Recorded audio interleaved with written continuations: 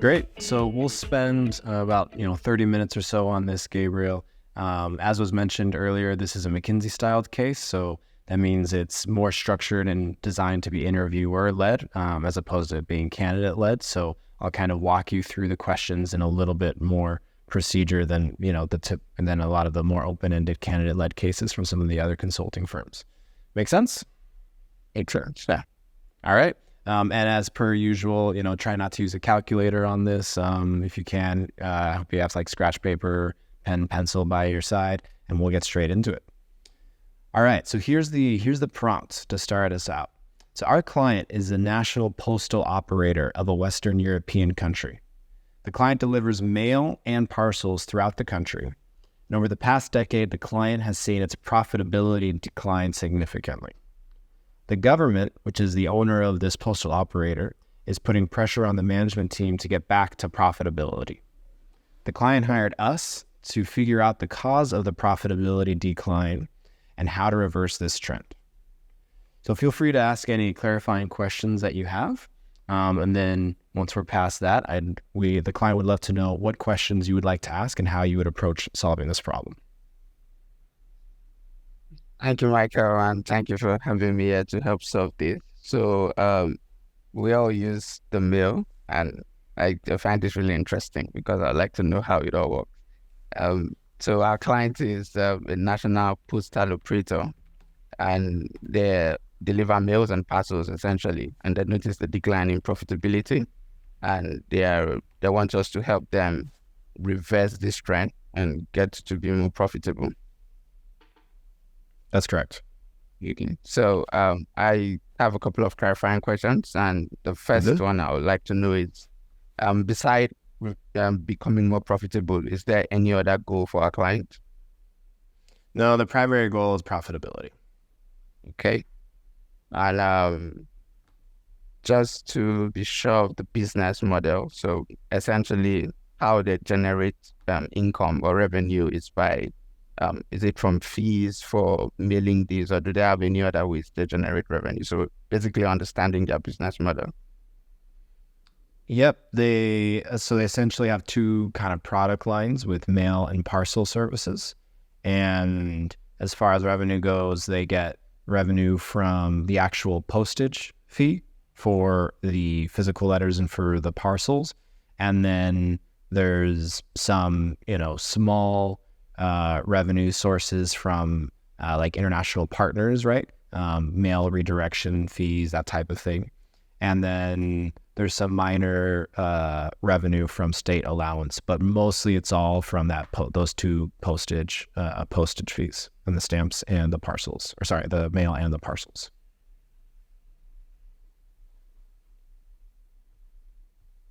Okay, so that's very helpful. My other question would be about timeline. Do they have any timeline in mind when they are looking to get back to profitability, or any timeline targets? Actually, they're most interested in the near future, so in like the 1 year horizon. They also are interested in medium and long term plays in 3 to 7 years, but they're being pushed to get to profitability in the next year. So next year. So two-part question. One is what's their profitability right currently in terms of numbers, and do they have any targets in mind in terms of margins? Then secondly, what's the competitive space like? Are they having any problems with like other postal services, like private postal services? Yep. So we'll get into the specific numbers on revenue and costs in the next question. For the competition, they're the dominant player in the market, but there is some minor private competition from the kind of private postal industry, like your FedExes, UPSs of the world. They're relatively minor compared to the postal service, though. Okay, so I would like to take 1 to 2 minutes to structure how I like to approach this, and I'll walk you through my thought process. Okay. Okay, so I'm back, and to help our client, which is the government, essentially, to solve this profitability problem, there are 4 things I would like to consider. So the first thing would be to look at the financials, because profitability stands out as the most important problem to them. So under that, there are two major things I would like to consider. One is revenue, and two is cost. Under the revenues, I would like to look at the postage fees and what they are like and benchmark them against the competition, and also look at the number of mails we are currently sending out currently. Then under cost, I would like to look at what are the costs associated with this. Do we have to set up postal offices or more drop-off points? Also look at like labor cost. So essentially looking at the fixed and variable component of our cost. The second thing I would like to consider is the market. So to look at the market, I would like to understand the market size for the postal service industry. Also look at the growth, the trend. So is it a growing market? Is it a matured market? Or is it a declining market? So what's happening? Are people now sending more mails, like emails rather than physical mails? Do we have, so essentially what's happening in the market overall. So looking at the size and the trends. The third bucket I would like to examine is the competition. So we've already said that they are the major players. However, there are other players in the industry. So looking at the private competition and essentially what is that differentiator, what is the unique thing the competition is bringing to the table. Then also benchmarking our profitability against the profitability of the competition and actually figuring out what exactly they're doing different. The fourth and final bucket I would like to examine is basically socioeconomic factors. So what's happening in the economy? Are we in recession? Are people just generally purchasing less and mailing things less or communicating less? And also like what's the political climate? Have we, as the postal services, is there any negative branding associated with the postal service? So these are the four things I would like to examine. So to start, I would like to look towards profitability. So essentially looking at the revenues and costs, which is the most important thing in our client's mind. Okay, great. Well, you set me up very well then for the next question. So moving into the next question here, the team put together 2 exhibits based on revenue and costs. So based on exhibit 1 and 2, what can you conclude about the source of the decline in profitability? And what hypotheses do you have on how we can get back to profitability? Okay, so exhibit 1 is essentially a bar chart, or a stacked bar chart, telling us about how revenues has behaved over the last 5 years.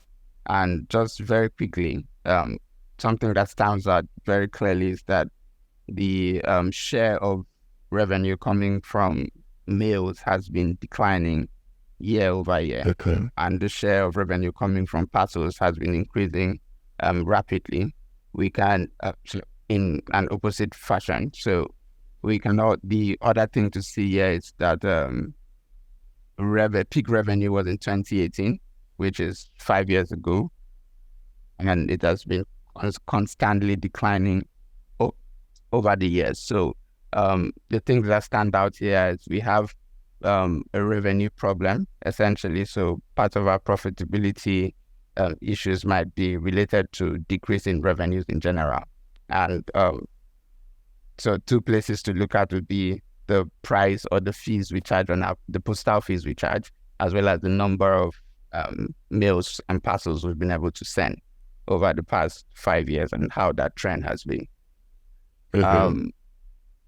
So I'll take a few seconds to look at exhibit 2. Mm-hmm.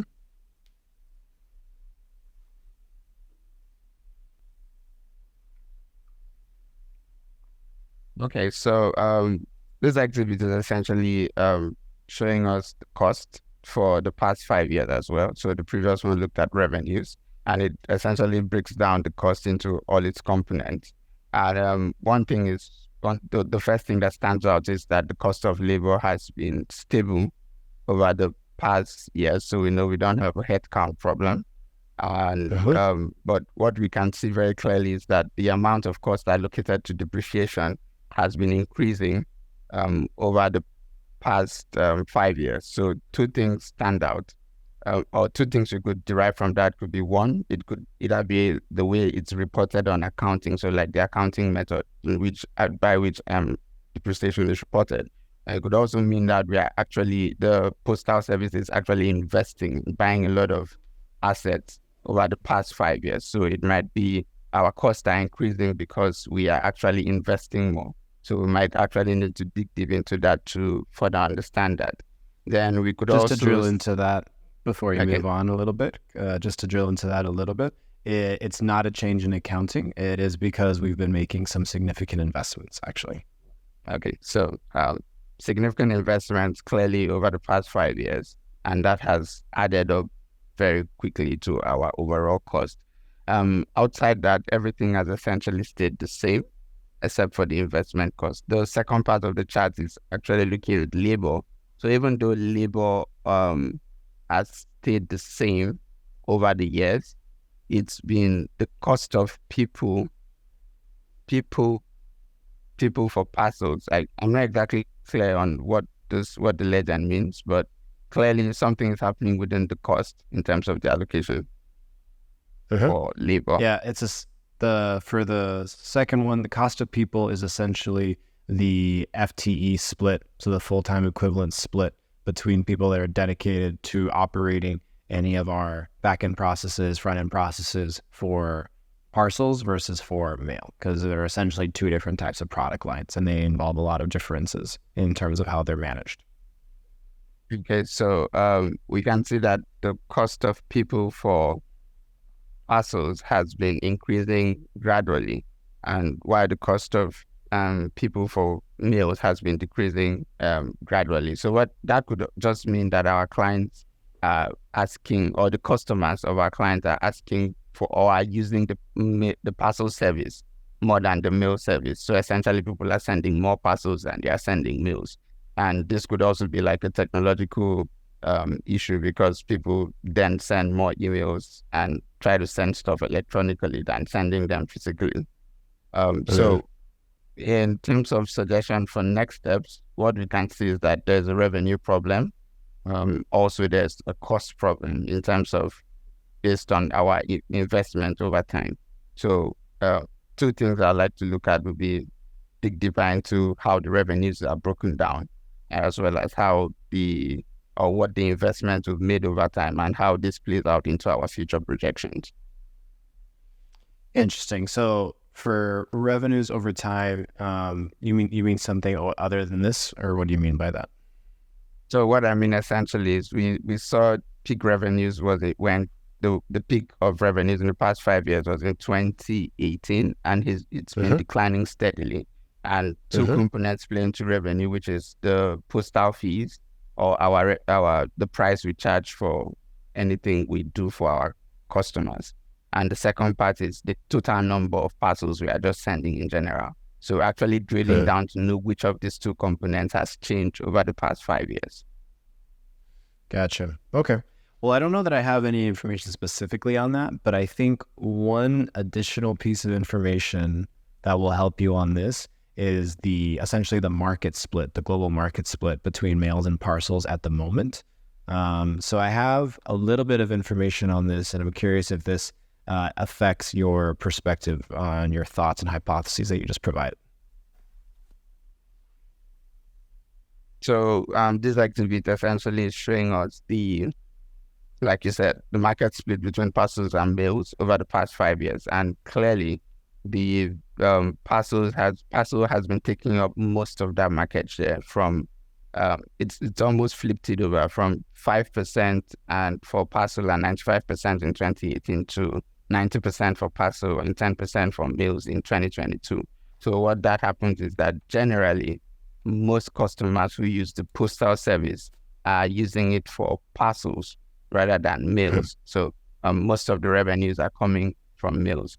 So I would suggest that one way we could look at this is to actually see how we can rebrand the capabilities and more like reorg rather than rebrand. So reorg the capabilities and the employees and everything for the postal services to follow the market trend, which is more people are asking for the parcel service than they're asking for mails. So essentially shifting in more into dedication towards parcels and towards mails is what you're suggesting, right? Yes. Okay. That makes sense. Any other thoughts on these exhibits before we move on? Nothing for now. Okay.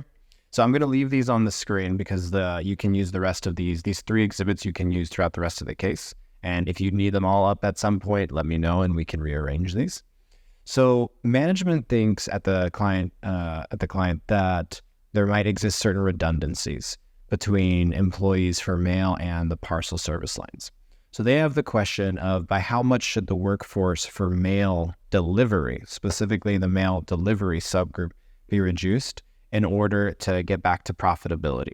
This is intended as a short-term goal. So if you had to use only one lever, which is the mail delivery, how much headcount would you need to reduce to get back to profitability? And then with that, I can give you a little bit of new information before we move on from here. So I can tell you that the salary of a mailman, which is the delivery person, is 40,000 euros per year.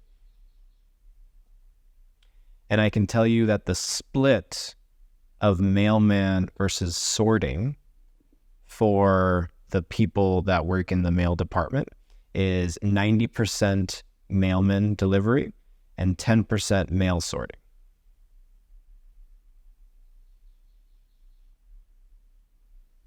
Okay. So essentially what we're trying to do here is to figure out how much of the staff reorg we should do in terms of moving those who are currently doing mail service to parcel service, right? It's actually, we think that it's actually redundancies that exist now. So it's less about moving, and the current hypothesis is more about doing significant layoffs in the mail department. Okay.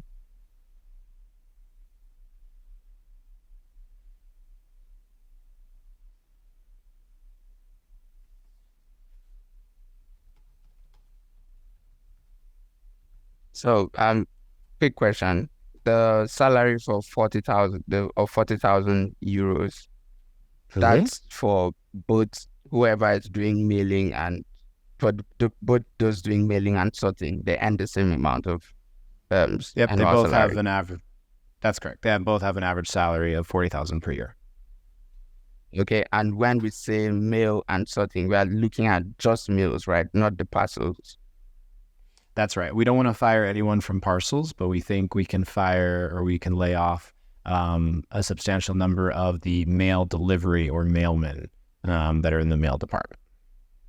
Okay, so do we have any information on like the numbers we are looking at in terms of any benchmarks?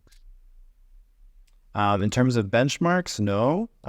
So the new information that I have for you is the 40,000 per year and the 90-10 split. Otherwise, we have this cost information available for you. Yeah. I'll try to zoom in a bit for you. Okay.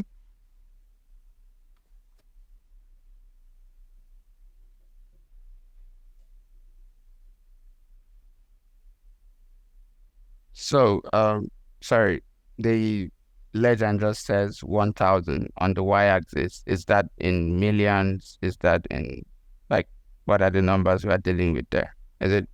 Yes. Good question. I think that's in thousands, actually. Sorry, that's in millions. Okay, so just to be clear, 500 there means 5 million or 500 million. Which one? Sorry? So I'm talking about the y-axis of on the cost graph. So I'm asking Mm-hmm. That's 500 million. 500 million. Okay. So that's right. So what I'm trying to do here is essentially figure out how much we are spending on labor in general, which has stayed the same over the years. So essentially 1 billion since it's in millions. So we've been spending 1 billion on labor cost over the past 5 years. And we have this cost broken down into parcels and mails. And that has changed over the years, with parcels getting more of that pie, or a larger piece of that pie over the past 5 years. So essentially, I want to figure out how much we've been spending on mailmen salaries or mailman cost over the past 5 years. So essentially, maybe I'll just stick to 2022, how much we're currently spending and how much I want to shift, or come up with an hypothesis of how much of that I want to shift to Postal by, of course, like you said, by laying off some of the staff on the mail side. Yep, I think that's right. So we're essentially targeting what's that? So we can, between the revenue and the cost here, come up with, what the gap is. And then based on that, I think we can come up with essentially our break-even number using the only lever that we have, which is laying off mail delivery employees. Okay.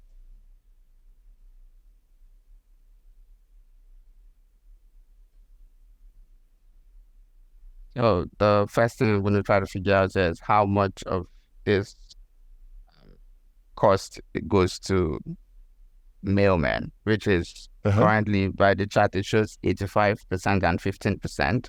And we know that our total labor cost is $1 billion. So 85% of that is going to be $850 million. So that's currently what we spend on mailmen. And this 850... Just to clarify, that's actually the budget of the entire mail department. That's not the labor budget for mail delivery. So if you recall, I also gave you a new piece of information at the beginning of the question, that there's a split in the mail department between mail sorting, which is 10%, and then mail delivery, which is 90% of the FTEs. Okay, so what we're actually interested in is 90% of this 850 million, which is the amount of the cost of the entire department dedicated to a mailman. So that brings us to 850 minus $85 million, which is, give me a second to give you that number.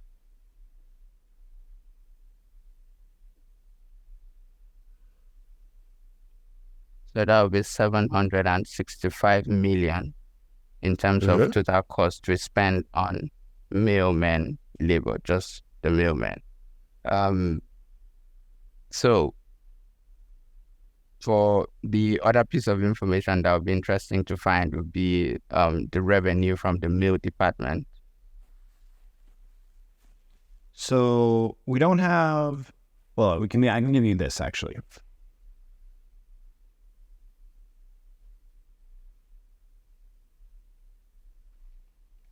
And for you.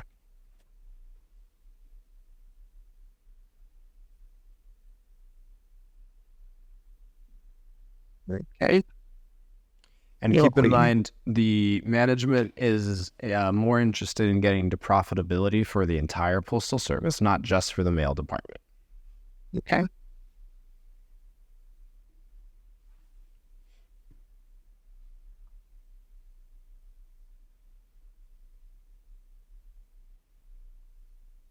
So from these, we can see the revenues from the entire postal department is about 1.6 billion, so 1.59. Is it okay if I round up? Yeah, let's round. So we have 1.6 billion, and our cost from the overall cost from the entire postal service is 2.2 billion. Is that okay if I round to 2 point? It's 2 billion. You can round it. You can round it to, it's actually 2.3 billion, 2.03 billion. But yeah, let's round it to, just in the interest of time. Okay, so it's 2.3 billion. So we have revenues of 1.6. Sorry, it's 2.03 billion. So let's just round to 2 billion. Just to move on. Okay. So we have cost of revenues of 1.6 billion and cost of 2 billion. So for us to break even, we need to get additional revenues of $400 million. So that's going to take us to break even, at least, before we can even talk about profitability. So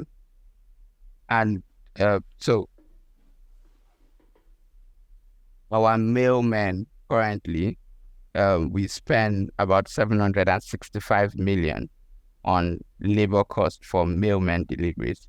So for us to get 400 million from this at salaries of 40,000 euros per year. So we are trying to cut down 765 million by 400 million. And to do that, we need to bring down that cost to 365. And to do that, we have 40,000 for the salaries of the mailmen, and we need to get 400 million in additional revenue. So I'm just going to divide 40,000 by 400 million. 400 million rather by 40,000 to figure out the total number of staff to lay off to achieve that.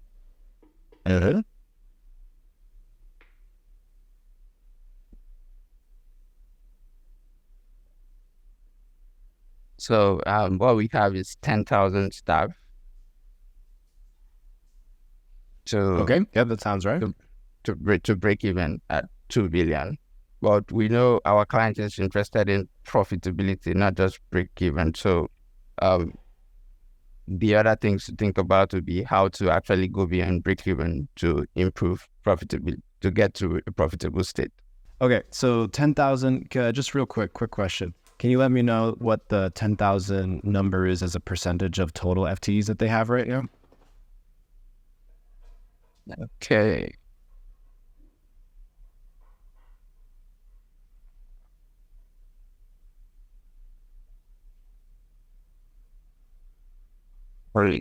What? Sorry, I think I missed the number of the total FTEs. I'm not sure if you gave me worries. That. Yeah, so you actually could be able to derive that number. So the 765 million that you have, that's actually the budget that you have on mailmen. So you could divide that by 40,000. But in the interest of time, since we don't have that number readily available, and just with an eye so that we get time for feedback here, I'm just curious. What do you think? What are your thoughts then on the amount of layoffs that we're considering making? How feasible do you think that is, and do you think that actually helps us achieve our long-term goals? Okay, so I would like to take 30 seconds to structure my thoughts. Sure. So if we decide to lay off 10,000 staff from the mail side, there are two things that could happen. So I would like to divide it into short term and long term. So in the short term, what we would see happen is we would get back to, at least we'll break even and start working towards profitability. The second thing we could see is probably related to the staff, which is a drop in morale in terms of what typically happens following layoff. In the long term, we could see a drop in profitability again, because the drop in morale we saw in the short term could lead to decreased staff productivity in the long term and take us back to the place we were trying to avoid. Also, we could see backlash. So we could face some political risks in terms of backlash from the populace, in terms of them not being happy with their family members, of course, being laid off. And what we could see is it would further drive down the profitability in terms of actually making people to maybe bypass the postal service and decide to go with our private competitors. So by way of probably things to think in the future, I'll probably want to advise our clients to focus more on the revenue side and see how we can actually improve our revenues, rather than, even if we're going to do a layoff, not a massive layoff of 10,000 staff, maybe more of a low impact layoff. No, that makes sense. Okay, so we'll wrap up the case here. So this isn't normal for a McKinsey case, but I would love it if you could prepare a final recommendation. Think of this as, if you know that the CEO is coming in and you're going to have a quick couple of minutes to be able to pitch them your ideas and talk about what you've been working on, what are you going to communicate to the CEO or the managing director of the Postal Service? Okay. I'd like to take a few seconds to put my thoughts together. Please do. So, our recommendation to our client is for them to improve their profitability. They should not do layoffs. Instead, they should look on the revenue side to actually look at increasing the number of mails they could receive, as well as increasing the number of mails they could send, as well as increasing the fees they charge for these mails. Some of the risks associated with this recommendation is the market for the mail service might not be growing, so there might not be much opportunity for increase in market share. So that might actually be a big deal. And by virtue of next steps, we would like to recommend for them to hire us to look into their revenues, to actually figure out how they can expand on their revenues as well as improve their profitability long term. Thank you. Okay, great. Well, thanks, Gabriel. That was the end of the case. I'll just ask a quick question for you. How did that feel? It's an interesting case overall. I would say I struggle a little bit in terms of structuring my math at a certain point, actually understanding what we're trying to achieve. But overall, I would say we still arrived at a clear recommendation with good logic behind why we recommended that process. But overall, it was a good case. Yeah, for sure. No, I think that makes sense. I think your feedback for yourself is spot on. Just a quick couple of minutes on feedback, and then I'd love to, open it up to the audience for any questions that they have as well. So I won't go through every single detail of the case since we only have 12, 13 minutes left here. But I would say that overall, I think you have a real strength in structuring. I think from the very beginning, you lay out a very nice, clean top level structure, and then you're good at getting into it a little bit.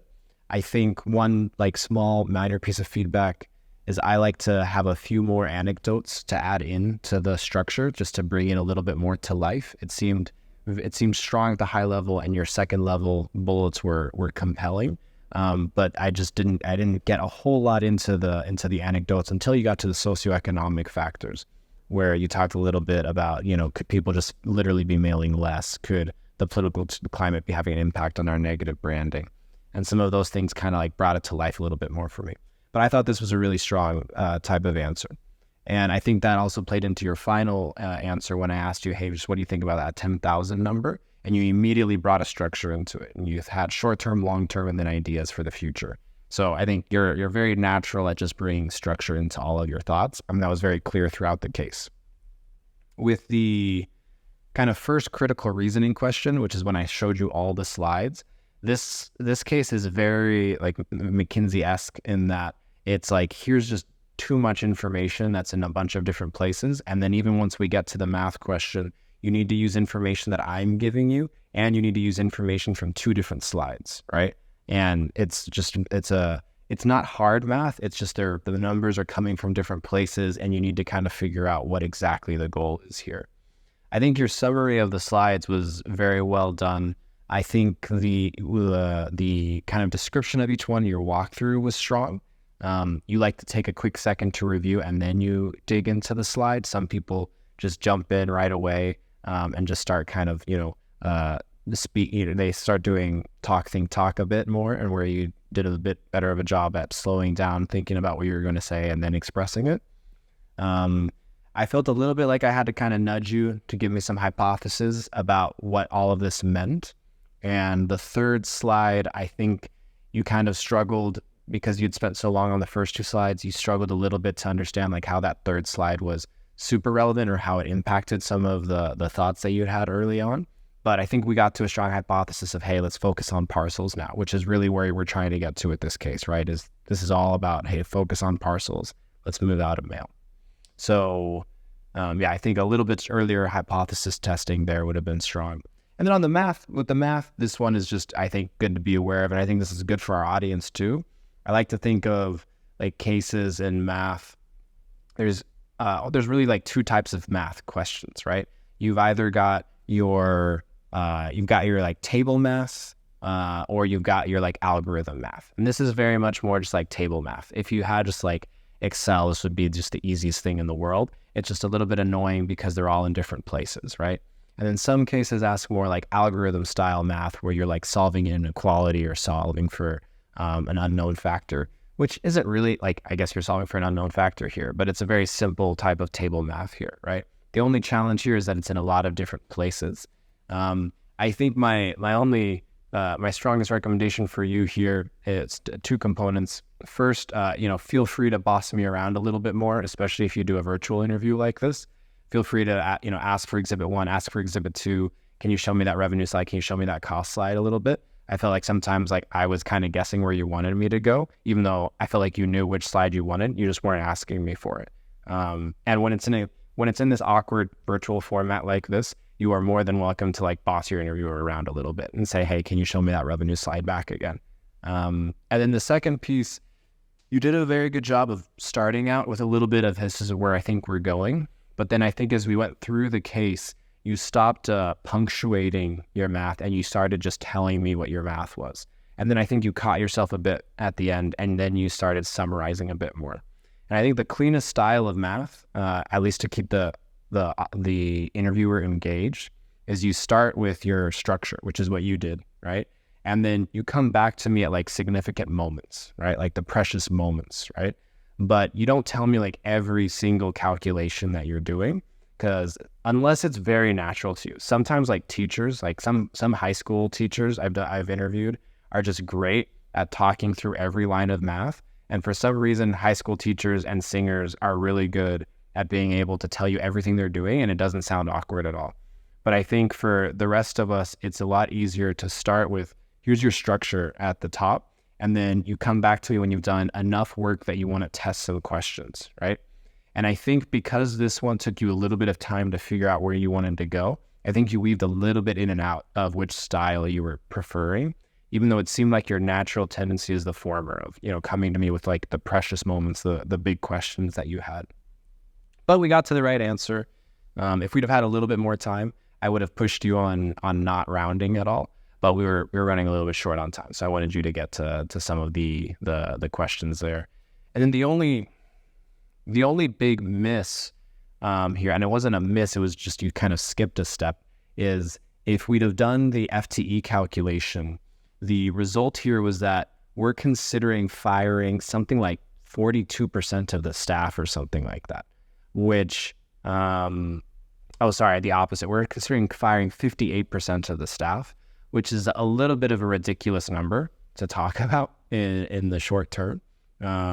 So your final answer, which was, hey, let's focus a bit more on the revenue side. We can do some layoffs, but we don't want to focus just on the cost side when we have a revenue problem.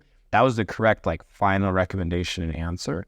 But I just think we skipped a little bit of a step because we didn't have that logic, because you knew 10,000 was a big number, but I don't think we had that compelling piece of evidence that, hey, this is 58, almost 60% of the staff that we're considering firing right now.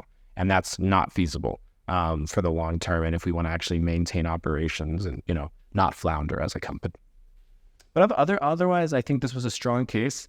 I think, in general, for, an interview style environment, I'd say that you're definitely in the stronger end of performance. If you're in a first round interview, I definitely think that you would typically pass this type of case. And then potentially for a second round as well. Though I think there's some things, that you could get a little bit stronger on, but in general, I think this was a pretty strong case.